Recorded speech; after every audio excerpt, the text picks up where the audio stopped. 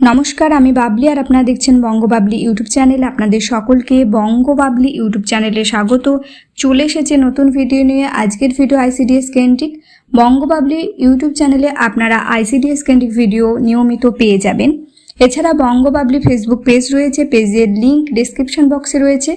আপনারা চাইলে Bangababli Facebook পেজটিও follow করতে পারেন। চলুন আজকের ভিডিও শুরু করি।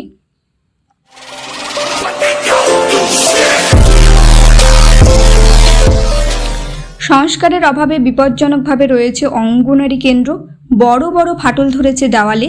যে কোনো সময় বড়সড় দুর্ঘটনা ঘটতে পারে। বালুরঘাট ব্লকের জলঘর গ্রাম পঞ্চায়েতের ভাতশালা অঙ্গনারী কেন্দ্রের অবস্থা বর্তমানে এমনই। অঙ্গনারী কেন্দ্রের সহায়িকা ও শিক্ষিকার দাবি, বারবার এই বিষয়টি ঊর্ধ্বতন কর্তৃপক্ষকে জানিয়েছে, তারপরও সেটা সংস্কার করা হয়নি। এমতো অবস্থায় অভিভাবকদের মধ্যে ক্ষোভ বাড়ছে। বালুরঘাট ব্লকের জলঘর পঞ্চায়েতের চক ভাতশালার 159 নম্বর সুসংহত শিশু বিকাশ সেবা প্রকল্প কেন্দ্র বা অঙ্গনারী কেন্দ্রের অবস্থা বেহাল। গ্রামের একমাত্র অঙ্গনারী কেন্দ্র এটি। এখানে 30-এর বেশি পড়ুয়া আছে।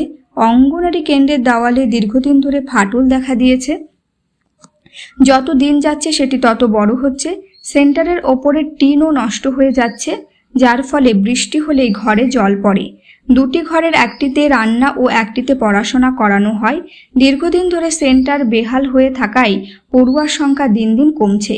যদিও এই বিষয়টি সংশ্লিষ্ট নারী ও শিশু বিকাশ এবং সমাজ কল্যাণ দপ্তরের জানানো হয়েছে বলেই দাবি শিক্ষিকাদের। অঙ্গনারী কর্তৃপক্ষের পাশাপাশি গ্রামবাসীরাও বিষয়টি স্থানীয় গ্রাম পঞ্চায়েত থেকে প্রশাসনকে জানিয়েছেন বলে দাবি তাদের। তারপরেও সেটি ঠিক করা হয়নি বলেই অভিযোগ।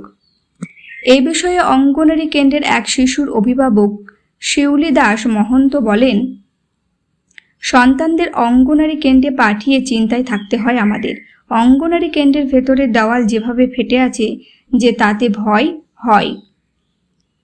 নাম প্রকাশে অনিচ্ছুক অঙ্গনারী কেন্দ্রের সহায়িকা জানান, তারা সুপারভাইজার সহ ঊর্ধ্বতন কর্তৃপক্ষকে বারবার বিষয়টি জানিয়েছে, কিন্তু অঙ্গনারী কেন্দ্র সংস্কার হয়নি।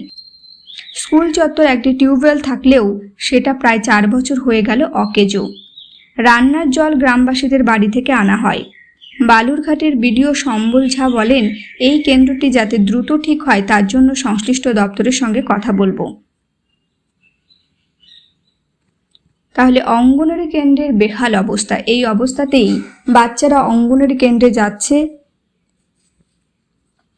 এই ছিল আজকের ভিডিওটি ভালো লাগলে অবশ্যই লাইক করবেন, শেয়ার করবেন। আইসিডিএস রিলেটেড ভিডিও এই চ্যানেলে আপনারা নিয়মিত পেয়ে যাবেন। আপনারা কমেন্ট করে জানাতে পারেন আর কি কি বিষয় নিয়ে ভিডিও বানালে ভালো হয়।